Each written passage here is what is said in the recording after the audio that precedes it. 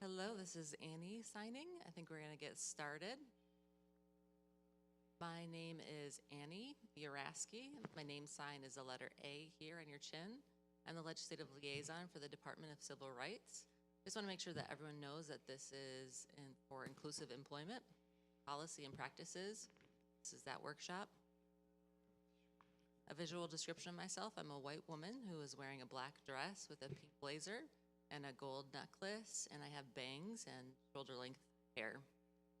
I have the honor to welcome everyone here to this session and this workshop. The session is going to be talking about reasonable accommodations throughout the employment experience and the gaps of public policy. And we're going to talk about disability work complaints, and we're going on how to bring your whole self into work and what intersectionality looks like. And before we get started, we have a few housekeeping things that we want to talk about. This session and all sessions have ASL interpreters and CART. If you have any issues with communication, be sure to look for the MDCR staff that's in the room, and they'd be happy to help you. And this is the panel here. If you have any questions, please identify yourself by name before speaking. And the front row is reserved for a closer vision and for fragrance free. We have two workshop mediators are walking around with microphones. This is an interactive conversation, so there's Kevin and Molly who's here in the room. The session will last approximately an hour and 15 minutes. After the session is completed, we'll be returning to the main room for the closing plenary. We appreciate having you join us today. And now it's my honor to introduce us to our panel. First, we have Nacsha Ealy, that's from Michigan Rehab Services. And then secondly, we have Tameka Citchen Spruce, and they work at Disability Justice Advocate. And then we have Alannah Buford-Kamerman. She's the acting director of the Office of Legal Affairs for the Michigan Department of Civil Rights. Their bios and information can be found on the HUVA app, or it can be found with the QR code at the registration table. Some ground rules for today's discussion.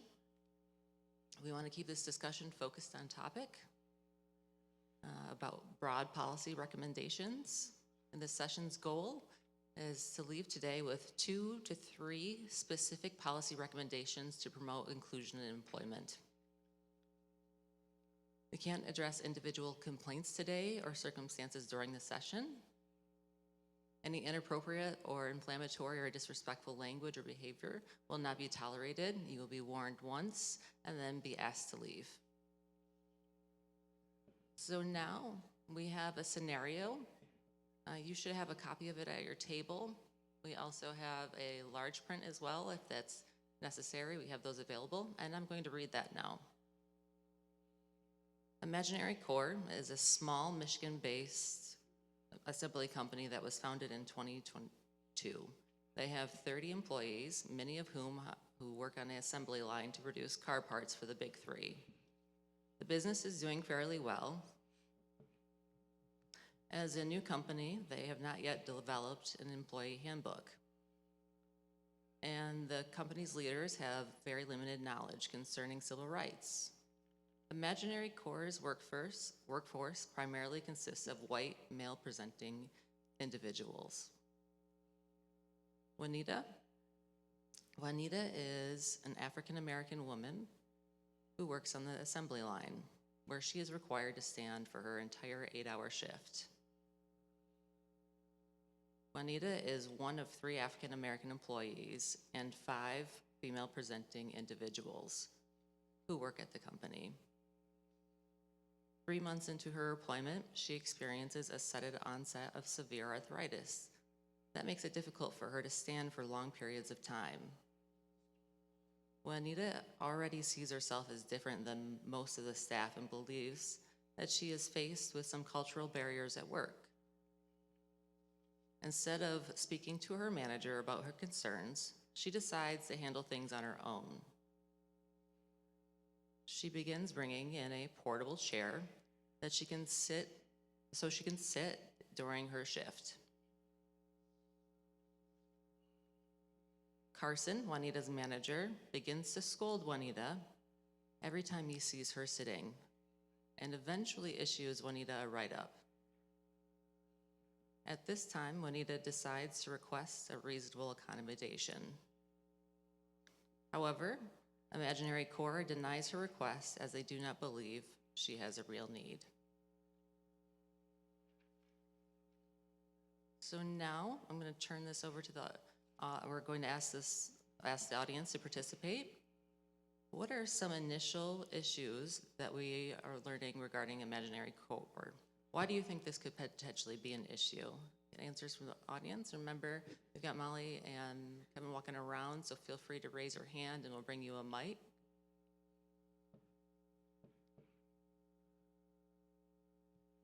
Good afternoon. It is a male-dominated work environment.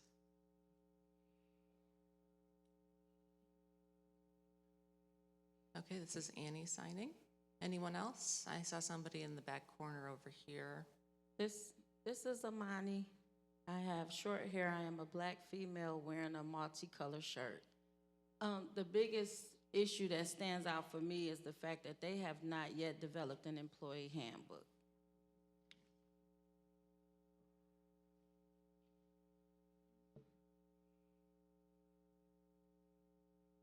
This is Jeffrey.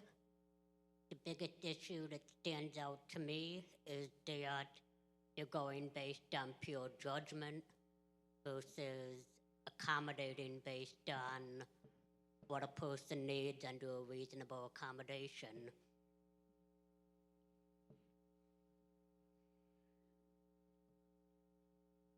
This is Megan, white female, wearing a black leather jacket.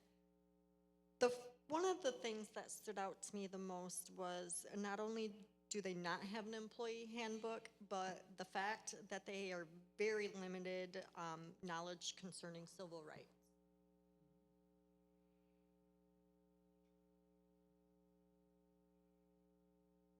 My name's Steph. I'm wearing a short white shirt and a vest, non-binary, they, them.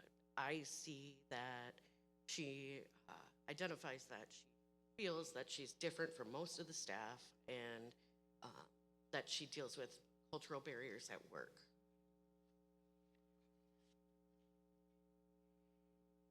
Excellent. This is Annie signing. Thank you for that. That was excellent. Oh, we have one more. This is Nadia. The biggest thing that stood out to me is that they denied her request without any conversation. They didn't speak to her as to see why she used the chair or wanted to see what they could offer instead. This is Annie signing. Excellent. Now I'm going to turn this over to the panel and get your perspective. Good afternoon. This is Nacsha Ealy. I'm a female with black glasses, gray and black hair, wearing a black and white top. Some of the initial issues everyone pointed out already, but also when it comes to this being a newer company, that's not an excuse not to have like an employee handbook or a policy or procedure. And also if that frontline manager isn't the person that knows what to do in that situation, there should be a point person that managers know who to go to, or if it's been discussed at some point that if you have an HR question or anything related to, you know, ... you talk to someone in the human resource department. The company is beholden to the ADA and Michigan laws as well, which I'm sure one of my co-panelists will speak to soon. So they have an obligation to provide this reasonable accommodation and have at least have a conversation about it to determine if the employee needs it. The thing about that employee handbook, work with business, some just don't have a handbook for whatever reason, which doesn't make sense to me, but I digress.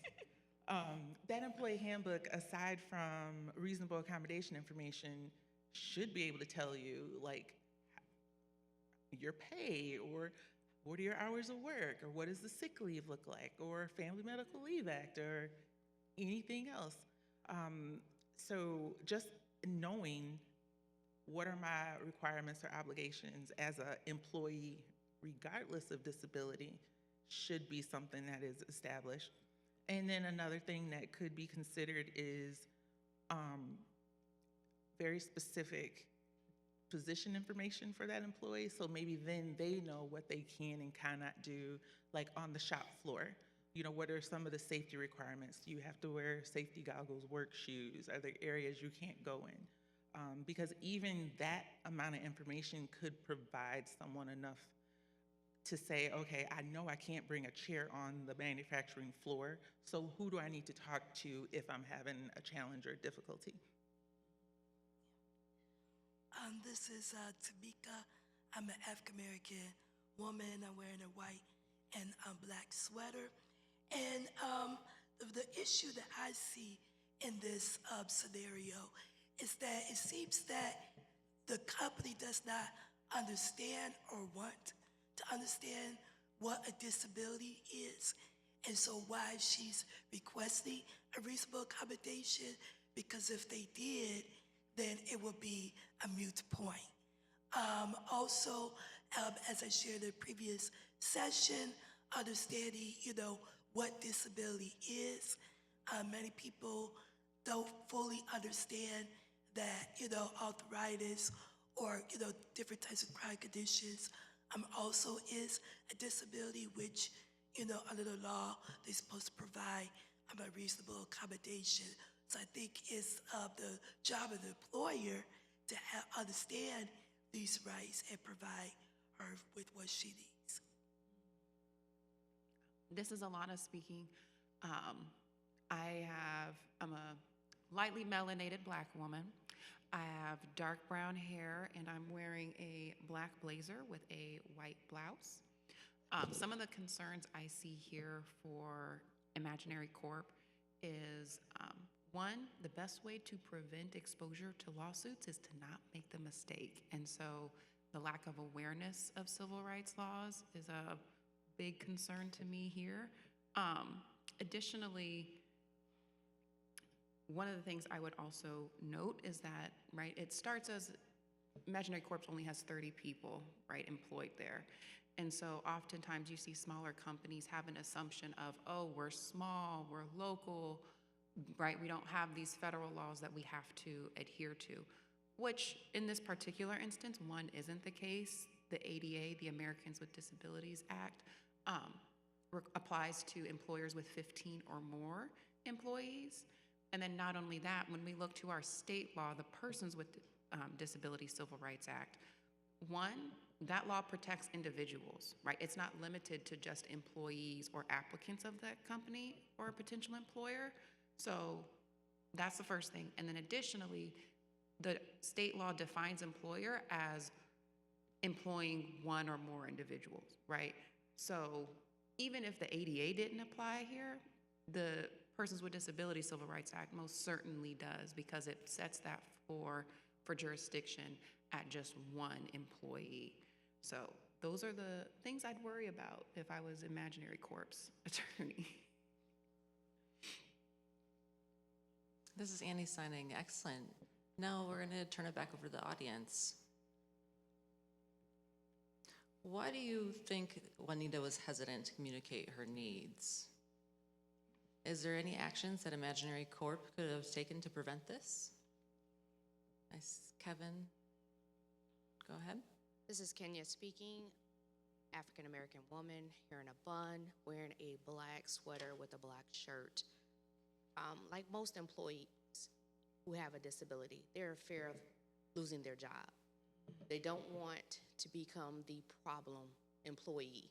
If I bring this to the attention of the company, then I'm looked at, especially if being in an at-will employee, at-will state, now you are on the radar of the respondent of being the first one to be let go. Over here. Another person on the left, to my left here. Hello, everyone. I know I'm loud. My name is Alexis. I am an African American woman wearing a blue dress and a black jacket. What makes Juanita hesitant potentially could have been the lack of representation that she saw in leadership concerning the cultural and racial differences that sometimes historically people who do not share the same skin as you may not understand or respect your viewpoint and can have stereotypes already presented on you. Therefore, she may not have felt comfortable approaching the topic with a predominantly white board. The action that Imaginary Corp could have taken to prevent this was her supervisor actually coming to her to ask questions about concerning why you're bringing in this chair and having a discussion with her, as well as having in place knowledge about the civil rights that they have to impose on their employees. Molly, we've got one over here. Oh, go ahead. I'm sorry, I didn't realize we only had one mic in the room. Good afternoon. My name is Shayla Lung. I am a Afro-Latinx Chinese woman with a disability. My hair is in a bun, and I'm wearing a purple shirt and green pants. Other reasons potentially that Juanita was hesitant to communicate her needs for accommodations is that having to self-advocate for herself in a position where she is there to work and balancing both her responsibilities as an employee and an advocate. The other thing that any action that Imaginary Corp could have taken to prevent this is to have an open conversation face-to-face, asking questions if they don't understand the requested accommodation, as simple as, help me understand the significance or importance of needing a chair. Is there something else? Help me understand why that would eliminate your barrier, including having a printout of the ADA that has over 100 pages of exampled scenarios of legal cases that have happened that give a very clear framework, so that way they have an idea of what they can and can't say without fear of saying the wrong thing or offending, because it's all public information and it's right there. It's an engaging conversation. And back to what the speaker said in the afternoon session, it's talking through the human perspective. We're humans. We are a person, and everyone deserves a seat at the table, is what Imaginary Corps could do, letting them have their seat through the process. This is Annie signing. One last response here, and then we're going to go back to the panel. Thank you. My name is Joanne Harris. I'm an African-American female. I have a navy blue suit wear, and I look good. But anyway, I'm gonna go around the box. I see violation. Where's HR? Where's the director of the company? Why is there no communication from HR when this happened?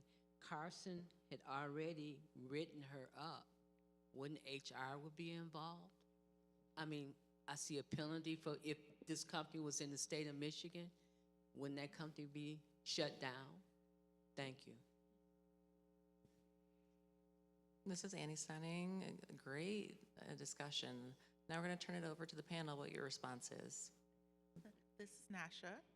I believe she was hesitant for all the reasons mentioned here, but also she's a new employee. And most people, when they're new, as someone mentioned, like don't want to rock the boat for a lot of reasons, but when you're new, you just really want to get along, right? She is marginalized on several intersections. We don't know what her previous experience may have been related to requesting an accommodation or talking about any barriers and limitations that she's had in the workplace. We also don't know how she feels about the fact that this was not an issue when she interviewed or applied or started the position, and now it is. Like, not everyone knows how to navigate that, especially if they've never had to deal with it before. As far as the business, if they have one, I believe the business should have information, discussion, conversation around them as an inclusive employer. What's on their website? What does it seem like or feel like when you actually come in for an interview? Is that promoted? Doesn't sound like they promote it, but this is something they could have done differently. And then because they didn't, they really needed to have engaged in the interactive process, or that manager, the frontline manager, could have said, I'm not really sure if you can do this. Let me get someone from HR to also consult on this situation or something like that. Tameka speaking. I would say also that, she may not be fully aware of her rights as a person with a disability. She did request reasonable accommodations, but, she brought a chair beforehand. And so I know for some people, for people with disabilities, especially if they acquire it, after the job or later on in life, they may not be fully aware that they have a disability and they are part of a protected class. And so I would say that also factoring in the intersectionality part of her being one of the few only Black women in the workplace is also an issue. She probably don't feel very included already and very welcomed already. So, with how they responded to her made it even, worse. And then as far as how the company could have prevented that is, again, well, like I said before, being aware of what disability is, making sure they provide the accommodations, have the procedures in place, and having just an overall workplace environment that is inclusive definitely would have made a better situation for them and for her. This is Alannah speaking. Like from my perspective at MDCR, right, I've worked primarily in an enforcement capacity, so usually we're more of a reactive than rather kind of, in the enforcement division, don't get me wrong, MDCR does trainings and we try to prevent, but in my particular role, I work in a more reactive. So, thinking about this from a different perspective, like myself as a manager, the thing I think about here is Carson's conduct, right? Carson immediately being critical rather than being curious. And oftentimes we don't realize that, right? People don't necessarily care what you know until they know that you care. And so, right, that comes from a bit more of like management training, knowledge about civil rights and disabilities, intersectionality of all different protected classes, but making that space safe and know that you have somebody you can at least go to ask the question. That's oftentimes, I think, a really big barrier too. This is Annie signing. Now we're going to move on to the next question. Is Juanita qualified by law to request a disability accommodation? And what was the impact of Juanita's initial decision to not request an accommodation? I'd like to turn that question to the panel. This is Alannah speaking. I can tackle it first. So with any failure to accommodate issue, if that's alleged, the first step in establishing that claim is confirming that the person did in fact request an accommodation.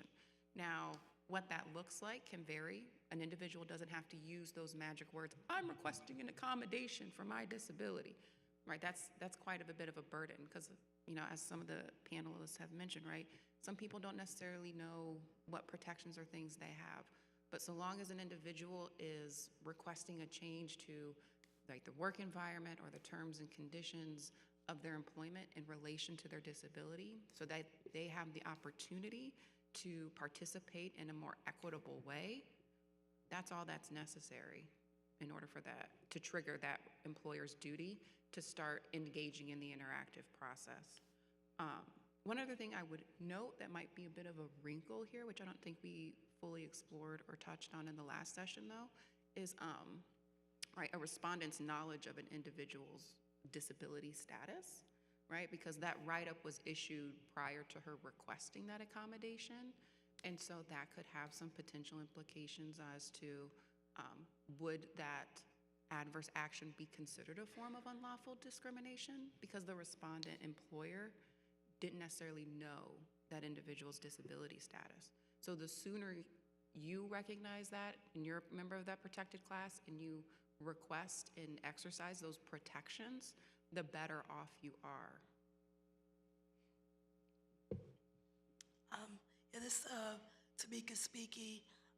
Yes, so by law, of course, she, needs to request or has a right to request a disability accommodation. Usually when all the time I do my, speaking or, for my job at Michigan Disability Rights Coalition, I like to have the participants understand what a disability is, because that's like a misnomer sometimes of what exactly that is. So that's any, major activity that affects a person's life. So it ranges from, people, of course, with physical disabilities, but then it also encompasses those who have non-inherent disabilities. So that could be, mental health conditions. It could be, learning disability. It could be even go to chronic conditions like, MS or lupus. Sometimes rheumatoid arthritis, diabetes could lead to disability. So there's a lot of, people who have disabilities. That's why I say like 1 in 5, people have it. So, just understanding that or her, it goes back to her understanding and a company understanding what a disability is so they can meet that accommodation need. This is Nacsha. As everyone has said, yes, she has a right to request reasonable accommodation. One thing I think needs to be a caution, though, is the fact that she implemented her own informal accommodation. And if she did that and this current manager never said anything about it and she just continued to have her chair, and then her current manager left and a new manager came who says you can't do this, that could definitely become an issue because, number one, nothing is in writing. It is not formalized. Only maybe that manager who supervised her before was aware of the chair. But we really have to be cognizant of those informal accommodations that may be put in place, whether that is by the employee or the employer. With this type of situation, she has a right to request that reasonable accommodation, and depending on the practices, policies, and procedures of her organization, that will determine what comes next. So to just say no is not an option. There needs to be that interactive process. There needs to be the conversation. And even if it's not a written policy of these are the steps, these are the forms that are needed, there should be some type of process where hopefully human resources is involved in the conversation and a determination is made and something is at least put in writing, like this is what we're doing. We'll review it in a year to make sure everything's still stable or whatever it looks like. But something that acknowledges that the conversation has been had and this is what we're doing to assist this employee.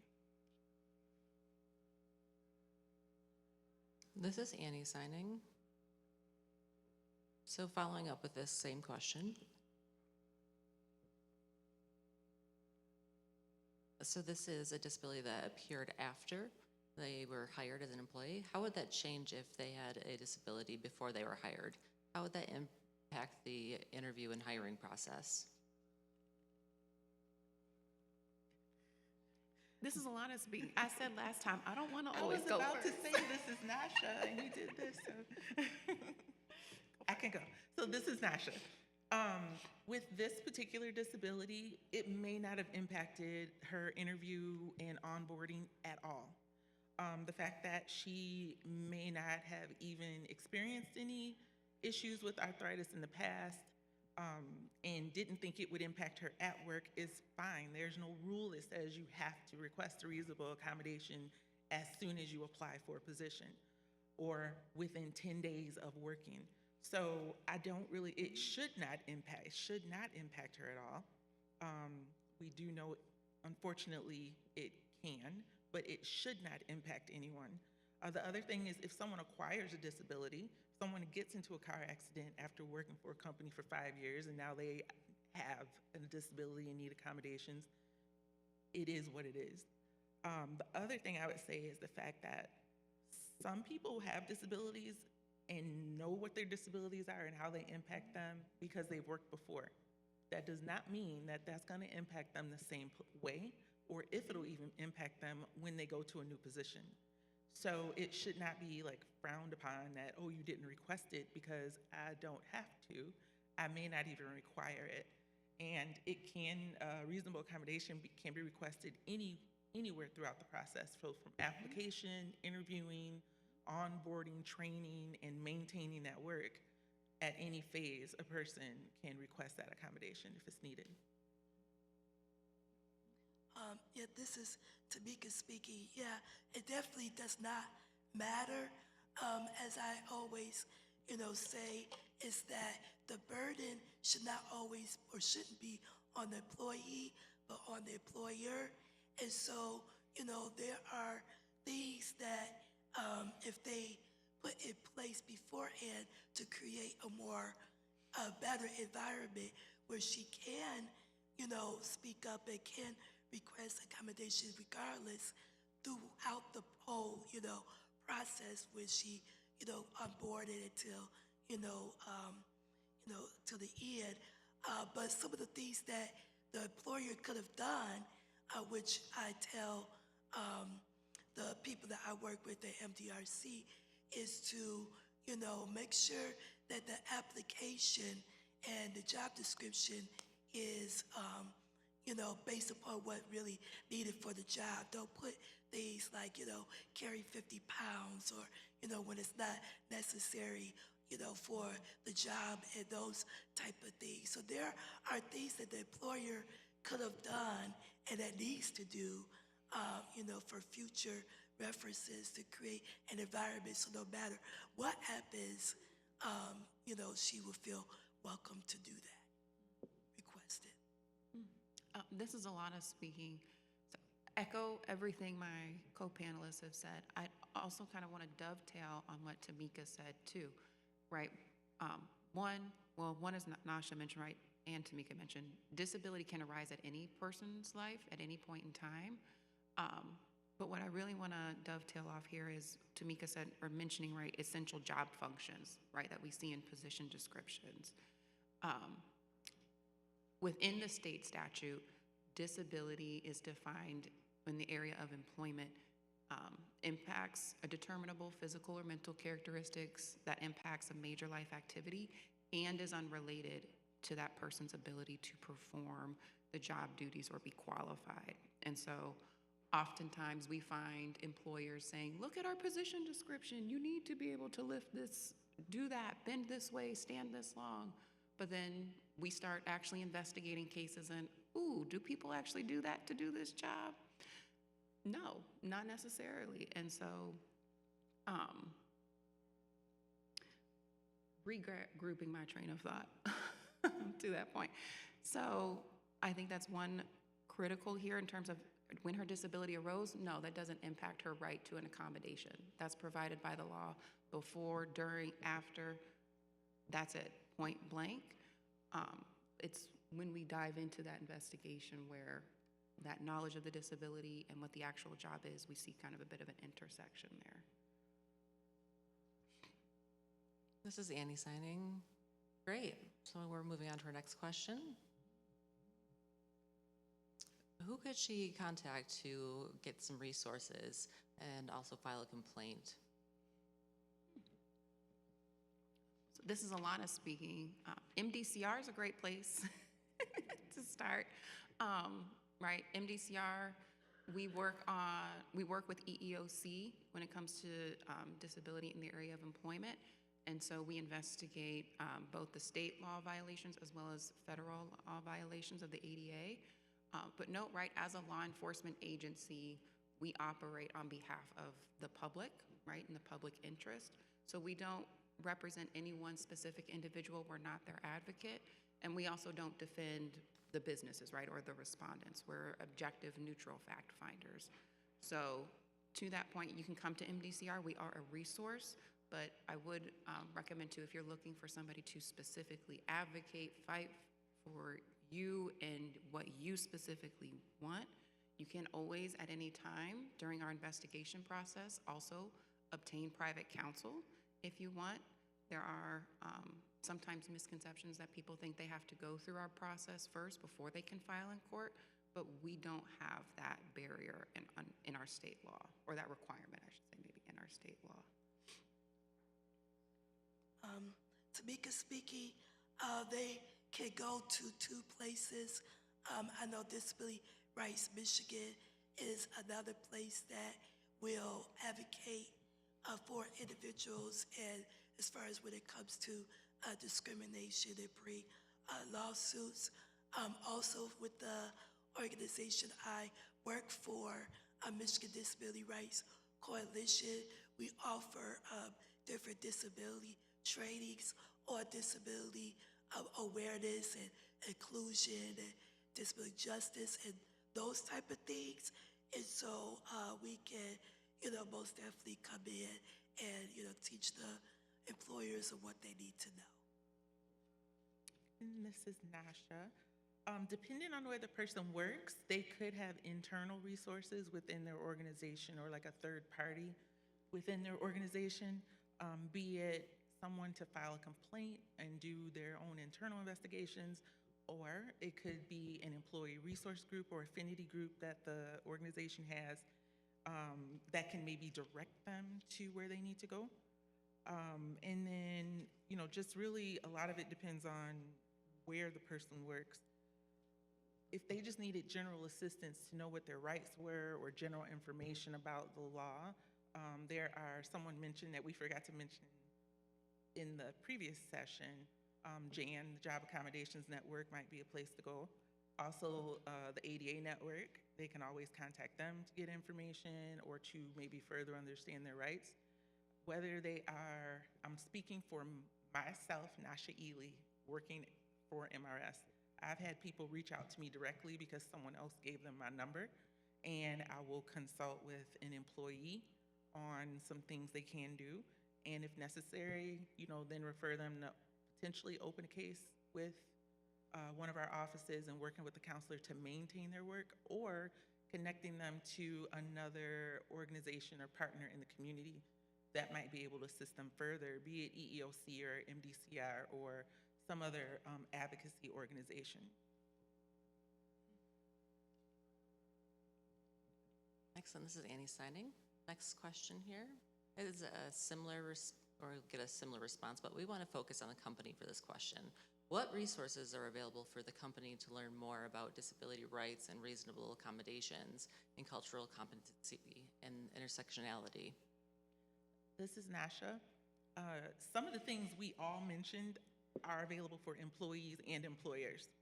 So that being said, with a business in the work that I do, we do, I don't want to answer my next question. I did that last time. We provide support to businesses in many different areas. I will explain a few in a few minutes. But we can be either a one-on-one relationship, or we need people to come out and do training for a business, can say for our department or our entire organization, or for a special event just to kind of lay the foundation of disability. And that can look very different depending on what the request is. So that is definitely a resource for a business. One thing that we do, and I just mentioned it, is connecting businesses to other assets in the community or partner organizations that can also support them, either in ways that we can't through MRS or in addition to what we're doing. So partnering with those organizations to help them with certain types of training. Maybe they want something very specific on, let's say, brain injury, and we have people who are versed in that, but why can't we bring in the Michigan Brain Injury Association and partner to do a training specific to that topic? And then I can tell you about some more in a minute. Yes, Tameka speaking. Again, Michigan Disability Rights Coalition. So we have the trainees, but also we have public webinars on different, topics related to disabilities. About oversee a program called Lead In, where I work with nonprofit organization leaders for a year, so they learn everything they need to know about, accessibility, accommodations, how to just better their workplace to create, more an inclusive, accessible workplace. And then also, what I absolutely love is that we teach about disability history as well. So, we go in further detail, even showing the connection between Black history and disability history and like LGBTQ.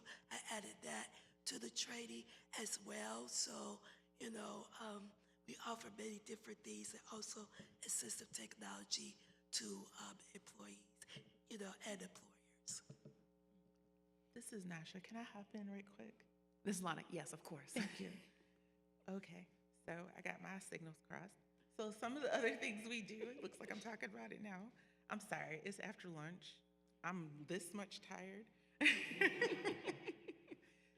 Whew, okay.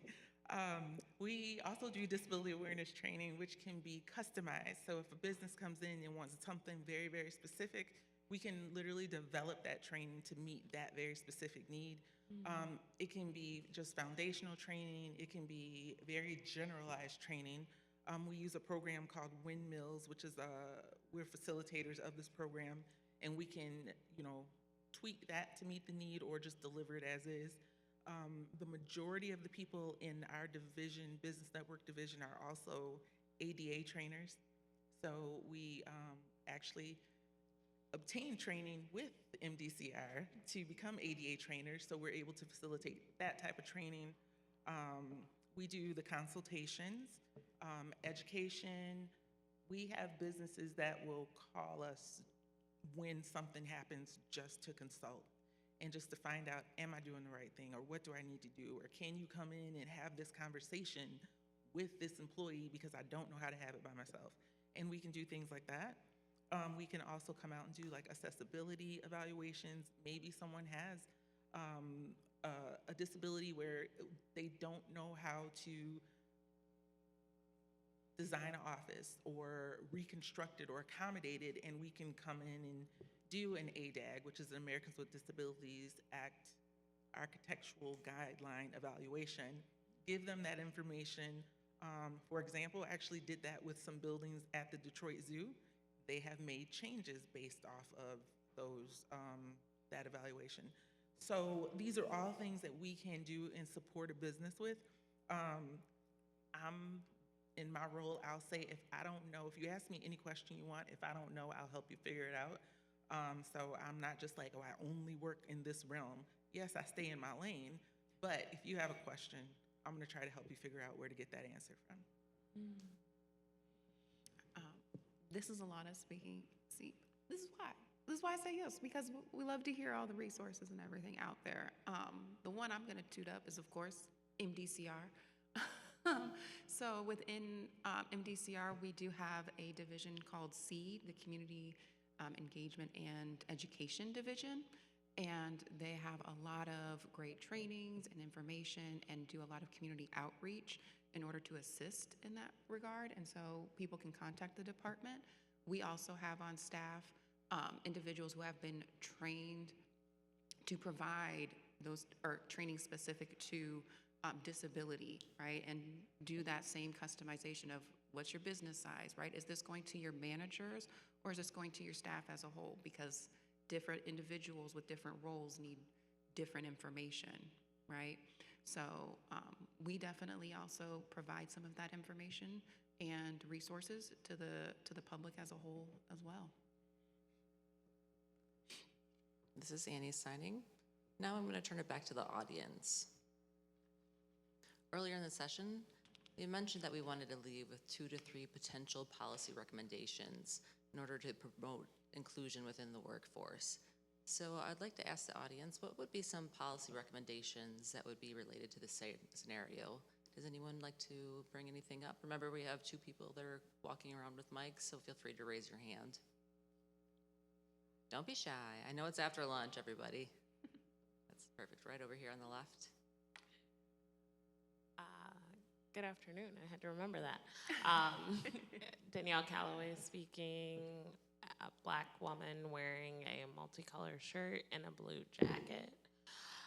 In terms of policy recommendations, thinking about really companies like in this situation who may not make themselves aware of disability rights, establishing some sort of pipeline, maybe with local chambers of commerce to distribute information, since a lot of small businesses tend to join those, and really see them as like a trusted partner.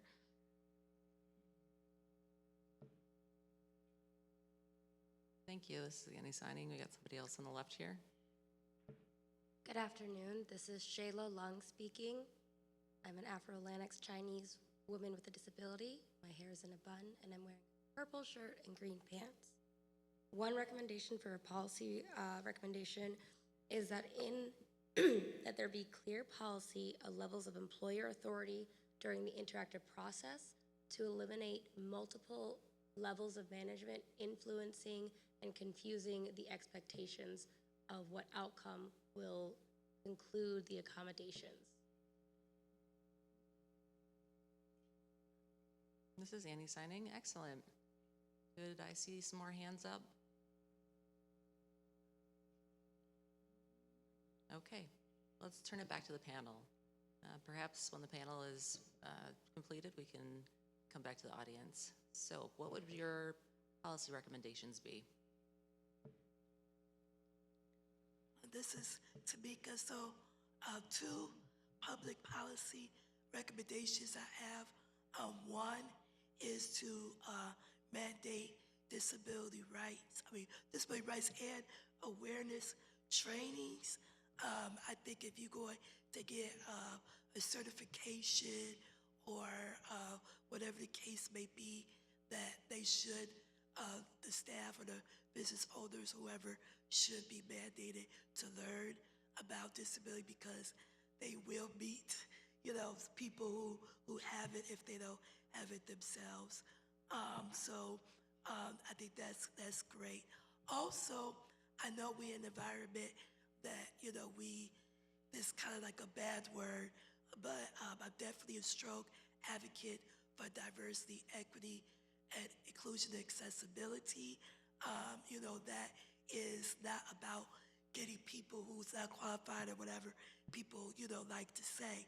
It's about creating a welcoming and inclusive environment that celebrates all people, and it helps them become more sensitive and more aware of, how people show up. And when you do that, that just creates a better work environment where people can be their whole selves. And so I definitely believe in, continue to advocate for it, fight against the dismantling of those initiatives. However, if you are in a place where they, moved away from it, we still must continue to make our workplaces inclusive.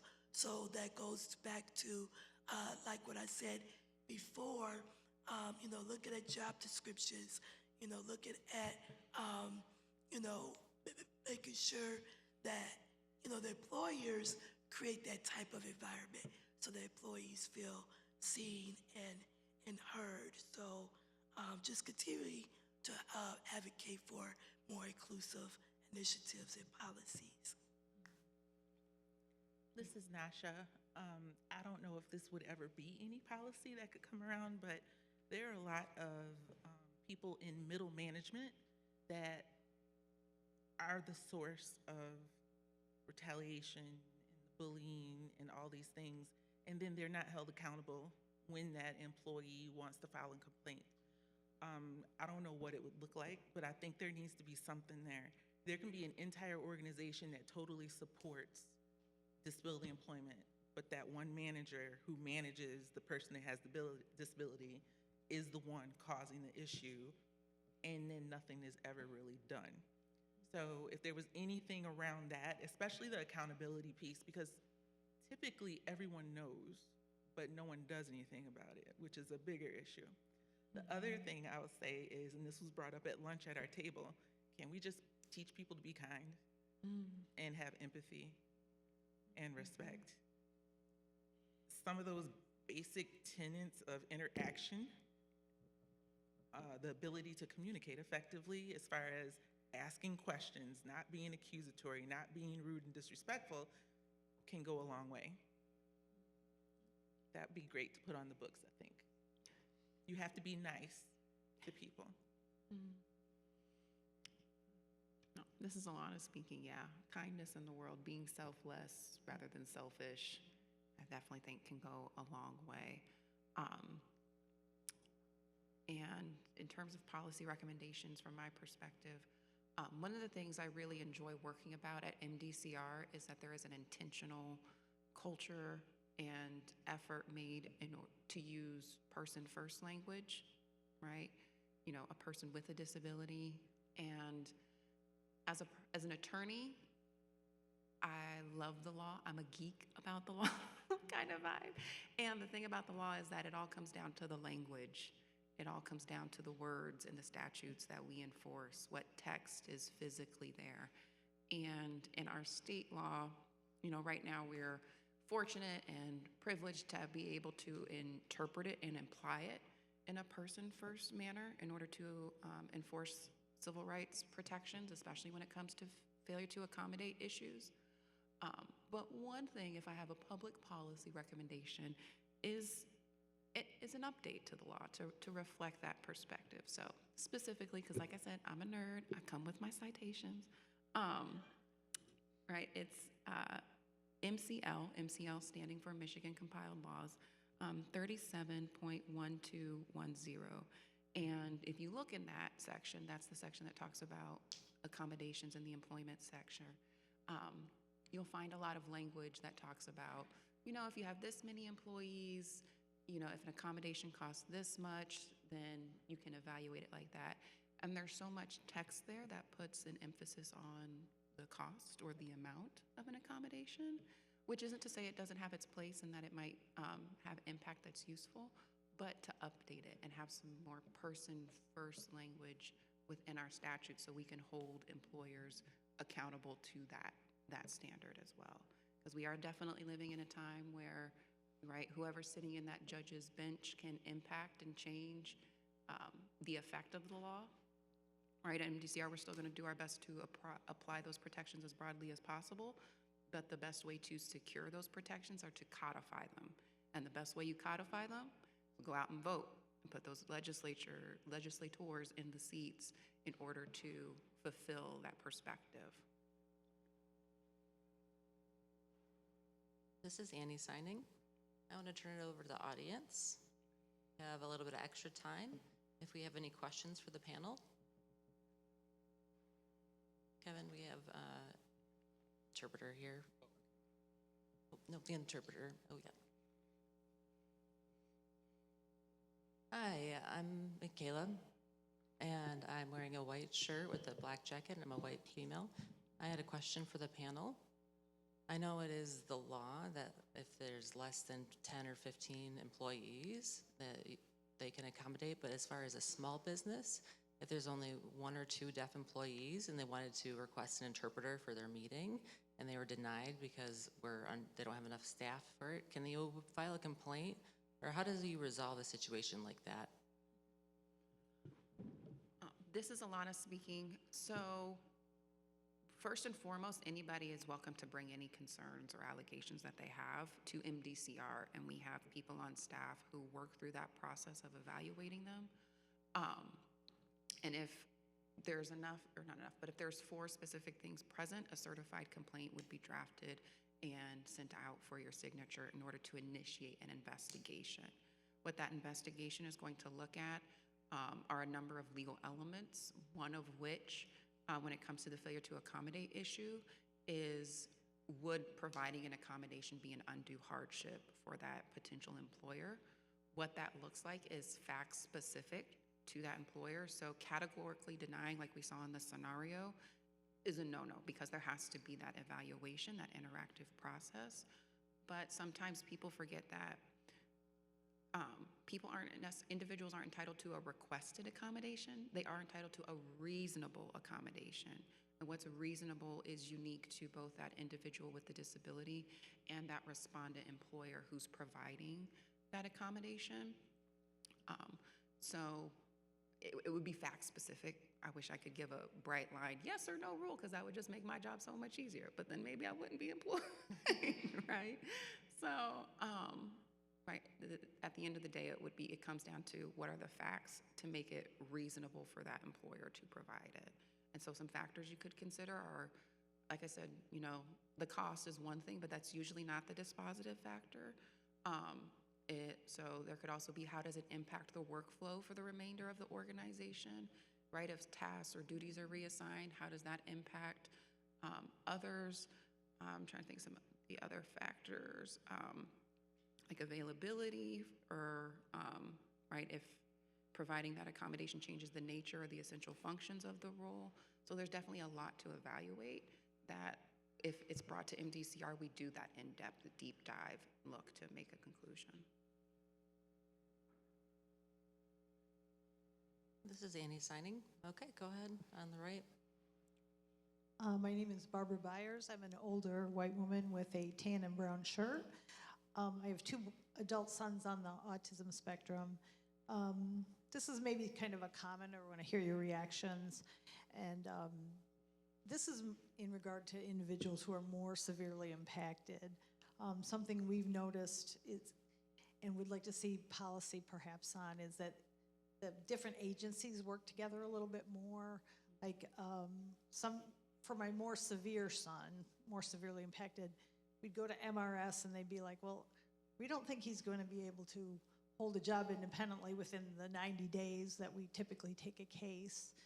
And in that situation, you'd want them to work with the community mental health, because they also have vocational supports and programming, but they don't communicate with each other. So there's a lot of difficulty trying to get something going. We never really had success with that. So I'd love to see a policy saying that these agencies need to work together when they're working on individuals. Another area, I don't know if you guys have heard of Project Search, where they go in and they train at an employer and they provide the training in the workplace.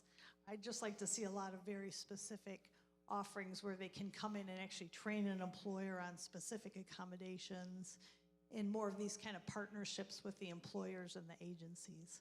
Thank you. This is Nacsha. I can speak to both. When it comes to the partnerships with various agencies, unfortunately, a lot of those alignments have to do with where funding comes from. So also depending on, honestly, the relationship in the county, the relationship between whoever is sending the referral and received that referral. So there's a lot of relational and fiduciary things that go into that. What I would say is being that advocate and potentially you bringing people to the table may be a way to circumvent the inadequacies that the system has. So you scheduling an appointment and saying, hey, I'm meeting with this entity and I'm inviting you to please be there. We'll start at 2 o'clock. Might be the best way to get everyone in the room and on the same page instead of relying on the agencies to do so. So that's the first thing. The other thing is when it comes to things like Project Search, it is at various businesses, various locations. I can speak for training that we have done. We have done training for those businesses and those sites. Every business is not open to having training. The other thing is, it is hard to broad stroke accommodations. We have to be very general. You know, if you have 5 students participating in Project Search, all with the same diagnosis, they're all gonna present different and probably all require different accommodations. So we have done training with various sites, even like statewide training. We've done training with the people involved at the various agencies that coordinate Project Search. What they take from that training and then implement, honestly, unless someone is walking alongside of them, is on how they implement it. But we can't just train to one accommodation because that would be training for one person. What I will say is, one thing, the last training I did for them specifically was on reasonable accommodations after they leave Project Search. Because there were people in that training group that didn't realize that the school or whoever was involved needed to have those reasonable accommodations formalized because managers that hired those students were leaving, and then people were either getting fired or getting written up because it was not in writing. So I will say there is work in that area. Again, that's a lot of systems, schools, MRS, adult services. It requires a lot of communication and bringing people to the table, but those are taking place. If you don't feel it's taking place in your area, I would say have those conversations with them too, because some people just don't know, to be honest with you. Yeah, this is Tameka, speaking as a disability advocate, within Detroit area. I would say that that's very much true, that everybody sometimes, are very siloed based upon disability. And so, I know that I myself and many others are being very intentional with collaborating with each other, as far as like the resources that we know, and, so just being part of a community of other parents so you guys can come together and share those resources and things like that. I know as far as with disability justice, which I, call myself as a disability justice activist because it's, a little bit different than disability rights. But one of the principles of disability justice is cross-disability solidarity. So again, it goes back to we are very intentional with working with, different, across disabilities, across different identities, because we know, that if we help one of us, we're helping all of us. So just I recommend creating a good community with other parents would be helpful too. This is Annie signing. We have a question over here on the left. Hi, my name is Steph. My pronouns are they, them, non-binary, wearing a black vest and a white button-up shirt. My question is, does MDCR, do they have any organizations they work with to, point anyone in the right direction for, lawyer or legal aid of any kind? So this is Alannah speaking. When it comes to recommending private counsel, no, there's not a specific referral list. We do partner with, for example, when I say partner, but there is a relationship with the fair housing centers within the state of Michigan because they work with individuals and file cases with MDCR. And so there's that, but in terms of like a specific private counsel list, no. Now, I will say if we do think that there's not, the allegations are brought and something's not within our jurisdiction, we don't want to leave a person, you know, just hanging, right, with no information. And so if we're able to make a referral as best we can, we do make that referral. So for example, thinking about like a disability-related issue, IEPs, right? MDCR doesn't have the jurisdiction to enforce like following IEPs because that falls under IDEA, and IDEA meaning Individuals with Disability and Education Act. That particular statute designates the authority to enforce it to the Michigan Department of Education, right? So we would make that referral as an example.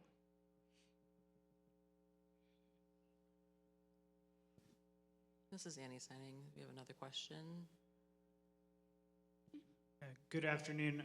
I'm Brad Hastings. I work for Disability Network West Michigan. I'm a white male with a bald head and a beard, and I'm wearing a maroon shirt. I just, in terms of resources that are available to both individuals and companies, this is more of a comment. I wanted to make a quick plug for the Centers for Independent Living, Disability Network Michigan. No matter where you live in the state, there is a Center for Independent Living that covers your area, and they're disability-led organizations that offer advocacy as well as information and training around all of the disability civil rights laws. So I just wanted to put that plug out there. This is Annie signing. Thank you. Do we have any more questions or any policy recommendations? All right, I'm going to turn it to the panel for closing remarks. Closing remarks.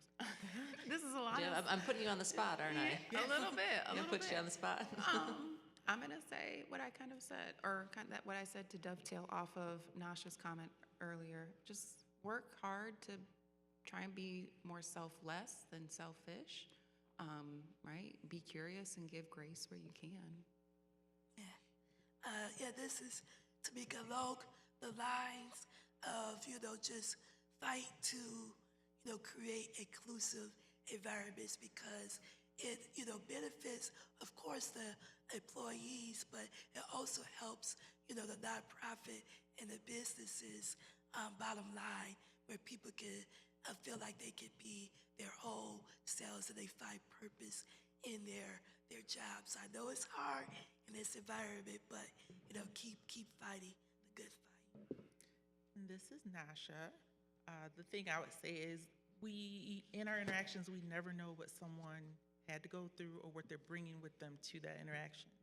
So extending grace, being patient and respectful in all interactions is just, to me, the best thing to do.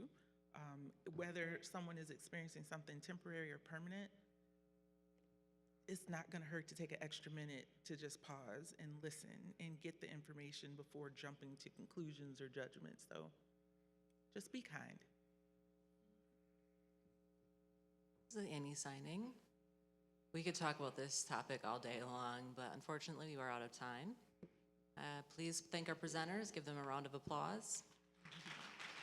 I also want to thank all of you for your participation today and your excitement around this topic. We will take these policy recommendations. We'll bring them back to the Civil Rights Commission and the department staff and partners as we begin mulling over this information and how we can create change in Michigan.